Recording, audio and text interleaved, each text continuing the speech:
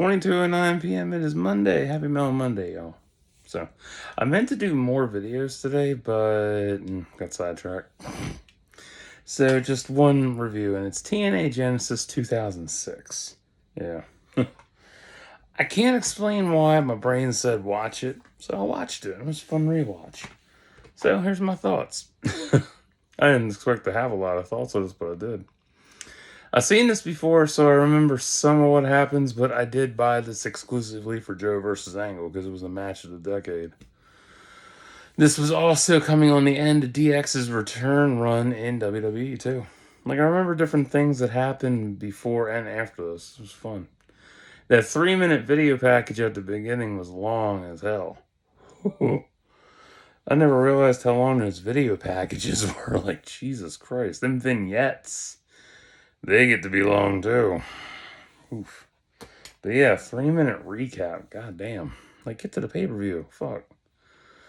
That's right. Voodoo Kin Mafia declared war on Vince that week. I remember that. God, it's nice seeing the 6-sided ring again. Oh, I miss that thing. I hate 4 sides. 6 is way better. And I love the NWA title belt. Like, that's beautiful. Maverick Max leather skirt looks dope. I could rock that shit easily. Hell yeah. Because it's a play on the Roman battle skirt too. But this one's more goth oriented or punk oriented, however you want to look at it. Yeah. Even in 2006, Kip can still go hard. For real. It's amazing. A lot of them are in their, what? Kip just turned 60 last year. Yeah, he just turned 60 last year. He's still going good. He still looks great for 60. Most of them that are at that age don't look that good. Nah, a lot of them have let themselves well, not let themselves go, but more drugs, steroids, stress, and personal drama really racked their bodies too. And the amount of injuries they've gone through have really morphed how they look. Yeah, crazy shit. Miss Don West. Miss his commentary. I always loved him and Mike Tenay together. Best combo ever. Raven's back. Cool yellow colored contacts. Like that shit. I forgot Shane Douglas had his team in the Naturals, but I don't remember much about them. It's wild, man. Kazarian, Maverick, Matt, and Johnny Devine in punk makeup is cool. Because that's, echoing the trend that the Hardys started back in 90. Oh, when the fuck was it? 98, I think? 97? Something like that? I forget. It's a long time, man. Let's see here. TNA's roster was red hot in 2006, and this just a year after getting their TV deal with Spike TV. Yeah, I watched this more than Raw and SmackDown. Yeah. And 11 months later, they'd air their first 2-hour episode, which I bought off iTunes. Yeah, when they went 2 hours permanently. Because at this juncture in time, they only had an hour broadcast versus the previous 30-minute deal on ESPN and Fox Sports Network. Those were the harder ones to get a hold of because I had regular ESPN and Fox Sports Network, but the time slots for TNA on those channels was really tricky because it was limbo time. You know what I mean? Like, they was all over the place. Like, one night it was on at 3 in the morning. Then it was on at, like, midnight. Then it was on at, like, 5:30. And I'm like, what the fuck? Pick a time. Damn. And I miss the old TNA logo, too. It's so nostalgic. I miss LAX. I hope they burn the American flag. And everything Conan said was right about the U.S., too. Shame they didn't get to burn the flag. I'm all about that shit. Like, burn that motherfucker. God. I love the announcer for TNA. His voice is beyond legendary. And I always get chills with that shit. Classic X Division title. It's the best version of the belt. I hate the newer ones. They're too bulky and gaudy. Like, they decided to modernize the belts, and when they modernize them, it's like they're hideous. Just stupid as hell. The tunnel entrances are still the best. The X Division itself is why I enjoy TNA over WWE. Back then, WWE was just so stale in comparison. Like they had in 2006, all they had running for them was DX's return. Let me think. I want to say John Cena was champion, but I don't really remember. I think he was, and it was also the build up to Trish's retirement at Unforgiven. Yeah, John was champ then. That's right. God, I'd say John's reign as champion was worse. Worse. And Triple H's reign in 02 was better. Way better. Just, I don't know. I like Cena, but that motherfucker can be boring as hell. And I guarantee you, decades, years from now, 1 year after his retirement as 17-time champion, people were like, this run was stupid and stale and boring. Guaranteed. Unless the only thing that would make heel Cena cool as shit is if he actually ripped the cords out of a dying cancer kid's arm and said, "Fuck you, I'm breaking the wish." I don't know, but back then, annoying. But don't get me wrong, I enjoy every company I've ever watched, but I definitely prefer TNA over WWE easily because TNA had more to offer. It was fresh, it was new. It was a good playground for everybody to build on. Yeah. Christopher Daniels was one of my favorite wrestlers back then. Chris Sabin was better with Motor City Machine Guns versus his singles run. I think he had 2 singles runs. And I can't remember how they ended. I know he won 2 different belts, but I don't know if he ever won for the main belt or not. Because some of them in the X Division, they broke out of that mold and proved they could do more than just, acrobatics and shit. It's literally Rey Mysterio getting a heavyweight belt. That deal. Yeah. The pace of the pay-per-view is nice too. It doesn't drag on. That's amazing. For being 2 hours and 44 minutes, that's impressive shit. Holy shit, there's no knockouts matches. Bummer. It dawned on me. I was like, where are the fucking knockouts? I was like, oh, this isn't even there yet. They wouldn't be a reality until October 20, 2007 with Gail Kim. Wow. And to be fair, TNA was still in its infancy here. It had been running, the company had only been on the ground for 4 years at this point. So it's still a baby. It's still a baby company. But the fact that they got, they had their TV deal, they had the pay-per-views, but they don't have, they're not up there. They're not at their peak yet. They're red hot. They're not at the peak. Yeah, they were firing on all cylinders, but missing the strong knockouts division, which is a year away. Yeah, another reason I love TNA, the knockouts were more than just eye candy. They really kicked a lot of ass, and Gail led that charge proudly, and I love that shit. They did shit whereas WWE struggled to make that work properly. Christ. And that was one of WWE's main fucking crutches. They could not make a stable women's division. No.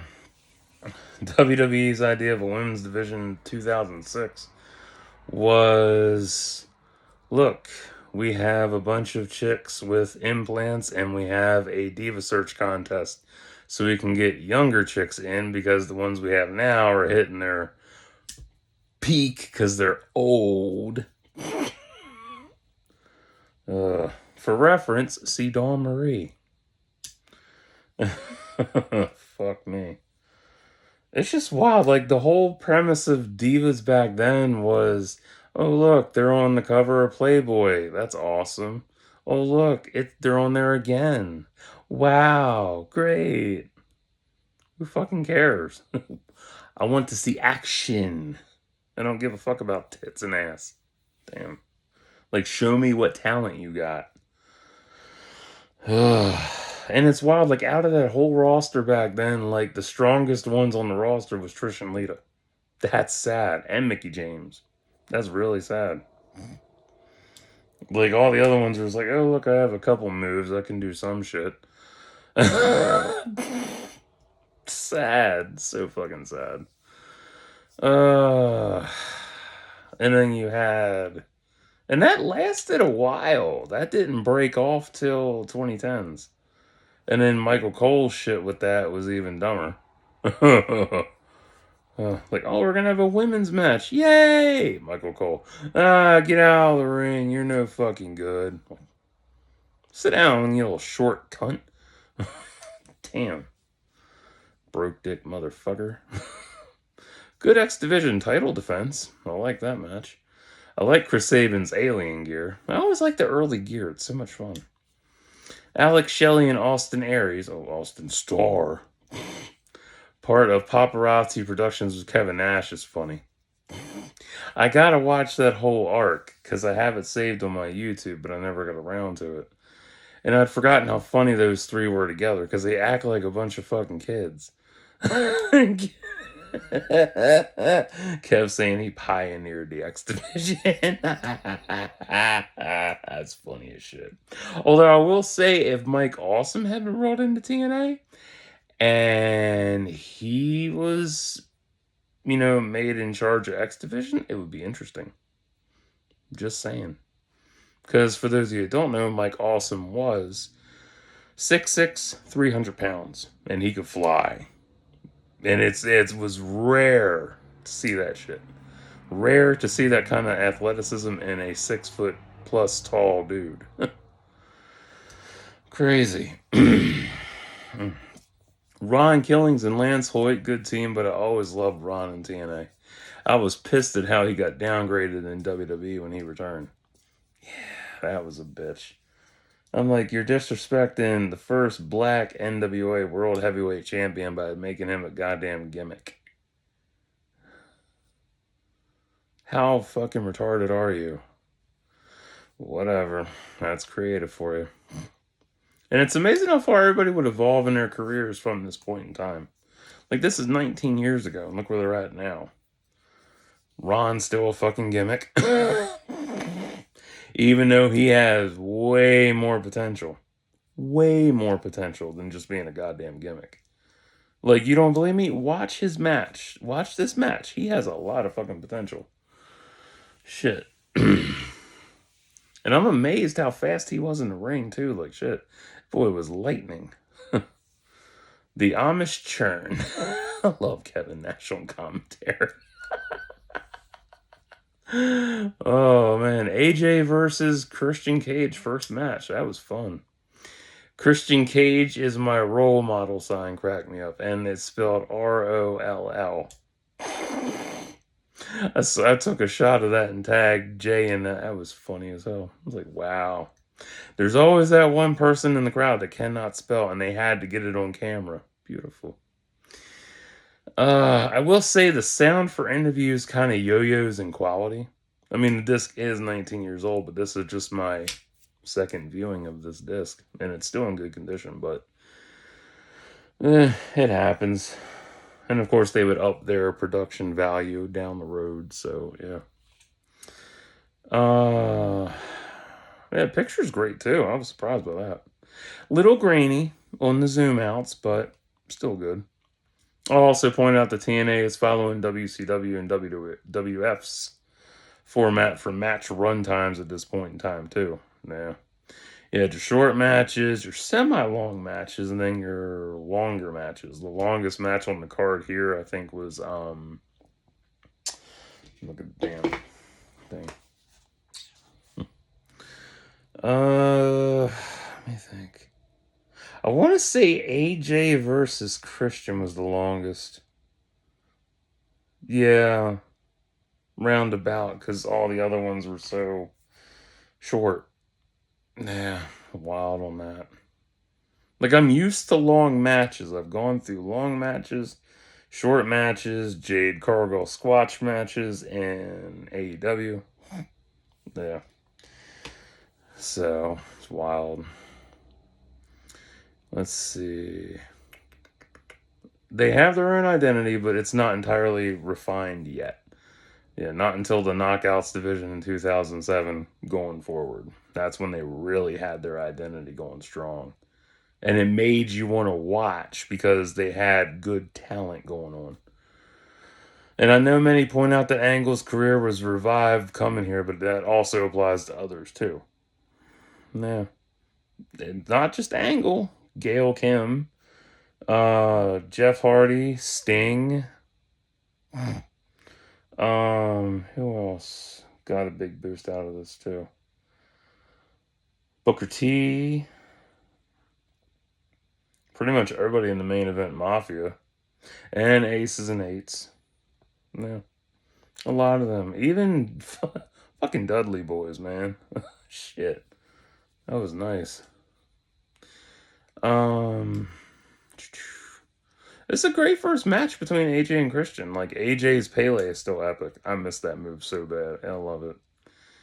But I still won't watch wrestling today because it's just, I have lost interest. I'll also say, if you don't think any of these wrestlers weren't popular, pay attention to the crowds. Please pay attention to that shit. And it really sucks that Gail Kim isn't cutting the promo because fuck, she had the best resurgence in popularity. Yeah, her and Awesome Kong's fights were the best. Oh man.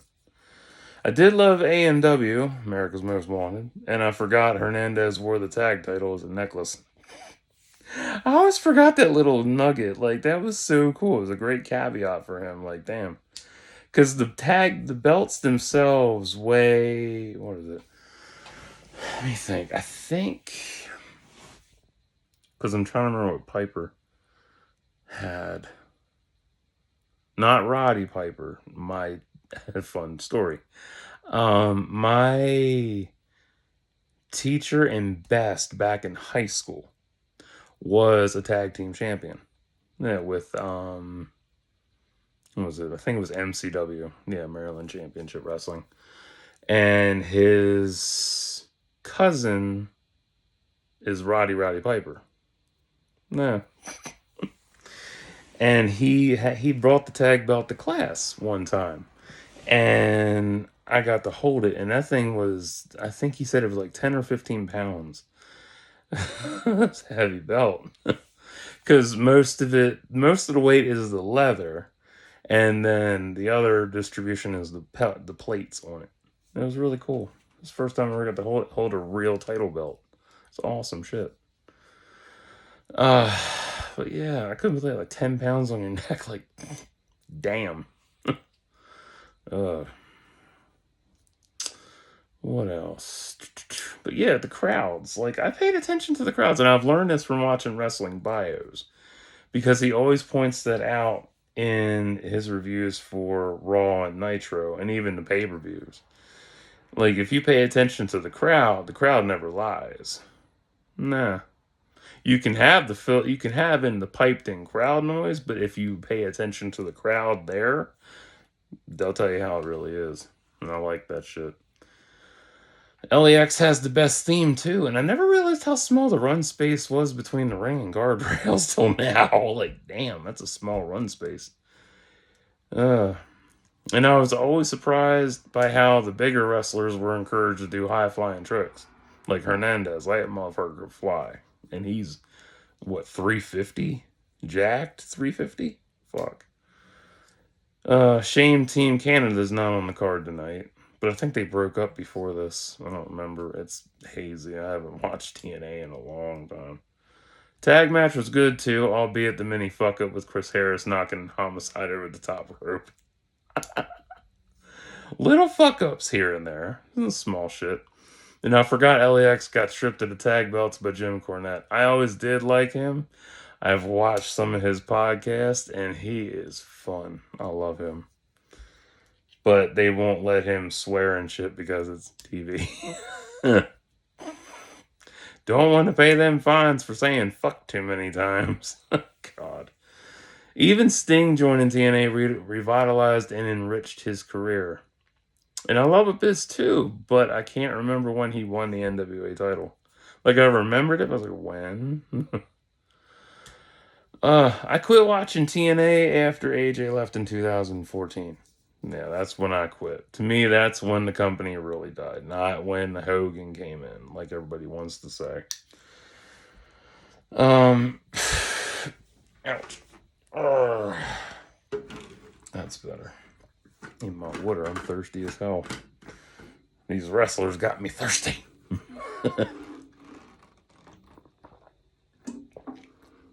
Oh, that's good. Ice cold. Yum.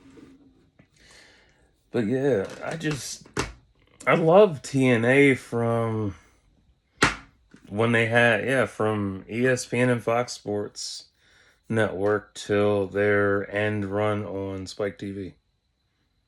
Nah. That was a bitch because they went through a lot of shit after that. Oh my god. Sucks. No. The ironic part about this is where I grew up with Sting. This was my introduction to Sting. Yeah. And it's crazy that WCW shut down 5 years previous in 2001, and it took 4 years for him to hit TNA. No, I mean, he probably did matches overseas and did appearances and all that shit, but never touched WWE. Not till the 2010s. And even that was a mess. Brother. Wouldn't it be ironic if they personally sabotaged his career just because he was the last holdout? Conspiracy theories. Got you for it. Dude, you're scary. Stop it. Come get it. Kidding, but possibility. And it's really cool seeing fans interact with each other too. I noticed that when I was watching the match, I was like, these fans are talking to each other. That's cool as shit. And that's at every event, but I never really pay attention to it because, the main draw is the hard cam is focused on the match and the ring and where they're going. You don't pay attention to the crowd that much. They're just holding up signs and shit. But seeing them interact and shit, that's cool. I love it. Because some people will be there just for the match, others will be there for whatever. The way James Mitchell pulled Rudy Charles out of the ring was funny. Dumbass, another fuck up. And this match here is actually the birth of Joker Sting to me. It really is, retrospectively. Because it was nice seeing Abyss go through the barbed wire tables and shit. But yeah, definitely this first birth of Joker Sting. No. And Wrestling Bios is right. He who sets up the tables must go through them. It's so funny. I didn't think he was right about that for a while. And then I see this and I see, that motherfucker went through the tables. Funny. And I forgot about the DQ rules with the belts, and Abyss is the new champ. Crazy. I remember when Kurt signed with TNA and the build up to their match. I can't believe it was such a short build up. I mean, this is November, and here it is, a 2-month build up. Strange. Kurt's team in TNA is still legendary, and Joe was undefeated 19 months prior to this, apparently. So I'm like, cool. I mean, that's amazing. Almost beat Tatanka's 2-year streak. Yeah, 2 years with that shit. Crazy. Because I always remembered, I was like, Tatanka was 2 years undefeated before he took a loss. Joe had 19 months. But that's wild. So fucking wild. It's always about an undefeated streak. Like, to me, that shit is just kind of... it's boring now. It's not as impactful as it used to be. Time was being undefeated for so long meant you were actually good at what you did, and it wasn't just to, build your ass up. But yeah, I look at how long some people were defeated, and it's like, wow, that's cool. And then it's just like, whatever. Kurt definitely cut himself way too soon. Way too soon with that. And they stayed on that shit when he did it too. That was even funnier. Joe's speed for being 280 is absolutely amazing. Just crazy. More reference, watch The Unbreakable. You will not be disappointed by that as peak TNA. Peak. It's just like Mike Awesome being 6'6", 300 and flying high. Want more on him? Watch ECW. And that was a smooth submission reversal from Joe. That was beautiful. That moved like butter. That was like a hot knife through butter. That was just like, that was sliding in, no issues. But it was a short match between them, and it was good. Like, I looked at the clock, and it was only 13, 14 minutes. Because when I looked at the bell, it said, what was it? I think it was 20 minutes left on the disc, and I'm like, oh, it's going to be a long match. That's good. But nope. I was mad. Because I hate that. Like, you get that build up, and then it's a short payoff. It's a good payoff, but the match itself could have been more. Yeah. I wished it had been more physical, given how Angle headbutted Joe, made him bleed, and then Kurt cuts himself. Like, really, dude? Come on, man. Shit. You couldn't recreate that headbutt again? That would have been beautiful. And the end music for Genesis is Jeff Hardy's theme for when he came back in 2010. And I didn't know there was a pre-show for this. No, I forget a lot of things because I haven't watched this in 19 years. And it's amazing how poorly WWE handled so much talent back then that they flourished in TNA better. Christy Hemme, Christian Cage, just everybody. There's a lot of fucking talent they wasted back then. God damn.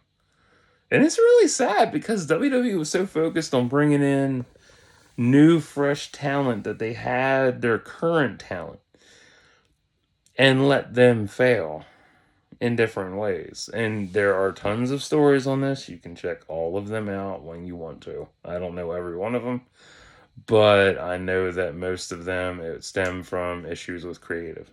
Always creative. I want to do this. No, you're not going to do that. You're going to stay this. And then there's also the fact of it was 2006, so DX was hot they were coming up on the end of their run. And then John Cena's champion, so you have, the upper echelon to deal with on that bullshit. But yeah, TNA definitely was a good playground. It was a good sandbox for everybody to play in. And even Booker T, there was an interview I watched to him where he talked about his time in TNA and the Main Event Mafia. And he said, I could have flexed my... how did he say that? I could have flexed my influence and overrode everybody, but I didn't. I decided to take my influence and help build them up. And I love that. Like, that's a real respected vet right there. Like, that's a respecting person that sees that the new talent's the future. They're the old guard, and they'll be the ones helping to pave the way for the future. They'll still be remembered, but, it's not their time anymore. They can still go, but they can't go like they used to. That's why you see, even Kevin Nash talked about that in his podcast. He's had several people at cons tell him, "Oh, I bet you can go again." He's like, "No, I'm not going again." He's like, "Not when I had." He's like, "If you knew how much I went through to get my hips realigned and where my body's at, no, hell no." Because that takes a toll, like shit. And you see that toll, too. Like, look at Hogan. And I know everybody hates Hogan. but even he has a limp. And he's in decent shape. But them bones, I bet they're 100 years old from all the shit he's gone through. And even DDP, he has talked about this too. He has brought up how, you see a lot of the older guys and how they handle themselves because, they're stuck in their routine. Whereas other ones want to get better and take care of themselves, so they come to me. Yeah. And even DDP himself took care of himself and got himself better. And he looks phenomenal. Eric Young beating Robert Roode was funny. Love EY. He's a trip. Kind of strange the crowd's quiet during Christian and AJ's small run-ins for 2006. That's strange. Because usually them fights the build-up fight, the crowd's usually on fire for that, and I remember that, but this one was quiet. It was a good rewatch. Not sure why my brain wanted me to rewatch it. Oh well. Good nostalgia though. Yeah. 8-7 out of 10 for me. I like my pay-per-views. I enjoy them. I got some other ones I'd have to dig out, but I don't know. I wanted to watch Slammiversary. I own one of them. I don't know which one it is though. I think it was the one Kurt defended all the belts for. But that's in storage. I'd have to dig that out. Like for me, that pay-per-view is the one that was truly not only peak TNA, but also peak endurance Kurt Angle. Yeah.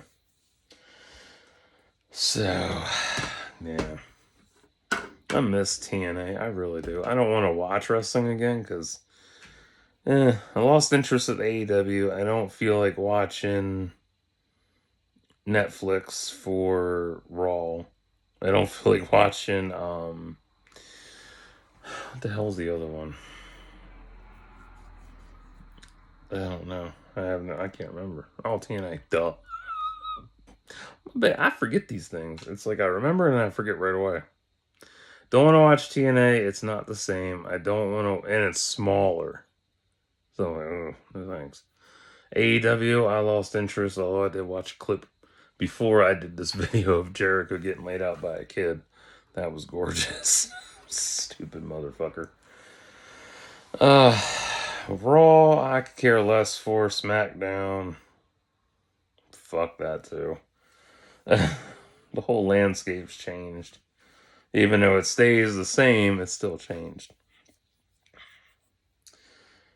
So, and it's wild. This was even before WSX was in the works. Yeah, that Wrestling Society X. Yep. Yeah. I am that old. Wow. So, if you like TNA, you'll enjoy this. Tits and ass, of course. That's a good shit. Damn, Skippy. If you don't like tits and ass, well, that's cool. There's dick and balls.